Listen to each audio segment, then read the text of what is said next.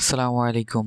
পোকোর x series অনেক বেশি জনপ্রিয়। তারা এই সিরিজে কম বাজেটে হাইয়েস্ট লেভেলের গেমিংয়ের স্পেসিফিকেশনগুলো দিয়ে থাকে। এছাড়া পোকোর X3 এবং X4 প্রো গত বছরে যথেষ্ট আলোড়ন সৃষ্টি করেছে।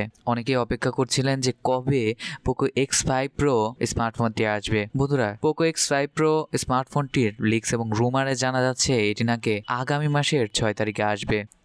এছাড়াও এই ফোনটির ভ্যানিলা এবং প্রো মডেলটি অনেক সার্টিফিকেশন ওয়েবসাইট এবং ব্যুরো অফ ইন্ডিয়ান স্ট্যান্ডার্ড ডাটাবেজে কনফার্ম হয়েছে, তাই এটা এক্সপেক্ট করাই যায় এই ফোনটি 6 তারিখে অবশ্যই আসতে যাচ্ছে। আর এই ফোনটি নাকি রেডমি নোট 12 স্প্রিট এডিশন যে ফোনটি ছিল ওই ফোনটির রিব্র্যান্ডেড হতে যাচ্ছে। আর ফোনটিতে হাইলাইটেড ফিচার হিসেবে থাকছে পাওয়ারফুল একটি গেমিং চিপসেট। তো বন্ধুরা, সাথেই থাকুন। আজকে এই ফোনটি নিয়ে সম্পূর্ণ ডিটেলস একটি রিভিউ দেওয়ার চেষ্টা করব, আর এক্সপেক্টেড প্রাইসটাও আপনাদেরকে জানিয়ে দেব।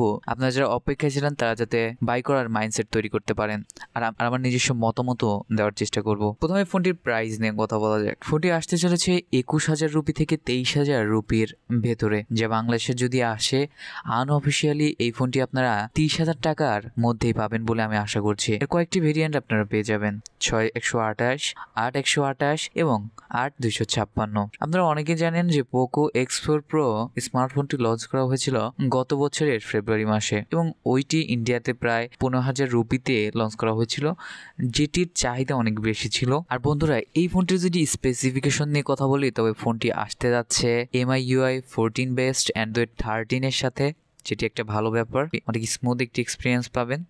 আর ফোনটিতে থাকতে যাচ্ছে 6.67 ইঞ্চির full HD plus OLED display এবং 120 হার্জের রিফ্রেশ রেট। আর ফোনটির ক্যামেরা সেটআপ নিয়ে বললে এতে থাকছে 108 মেগাপিক্সেলের মেইন সেন্সর, 8 মেগাপিক্সেলের আলট্রা ওয়াইড এবং 2 মেগাপিক্সেলের ম্যাক্রো সেন্সর। আর সাথে থাকছে 16 মেগাপিক্সেলের ফ্রন্ট ফেসিং ক্যামেরা। আর ফোনটি আসবে পাওয়ারফুল একটি chipset Snapdragon 778G SoC, GTX 5G SoC, এবং এটি প্রায় 12 জিবি পর্যন্ত র্যাম সাপোর্ট করে, বাট এখানে 12 জিবি থাকছে না। আর এই ফোনটিতে থাকছে 5000 mAh এর ব্যাটারি উইথ 67 ওয়াটের ফাস্ট চার্জিং। তো বন্ধুরা, এই ছিল সম্পূর্ণ স্পেসিফিকেশন। তবে এই ফোনটি সম্পর্কে আমার একটা নিজস্ব মতামত দেওয়ার চেষ্টা করব। ফোনটির ডিজাইন অ্যাট্রাকটিভ, যথেষ্ট প্রিমিয়াম, আর যথেষ্ট ভালো ব্যাটারি লাইফও পেয়ে যাবেন। ফাস্ট চার্জিংও রয়েছে।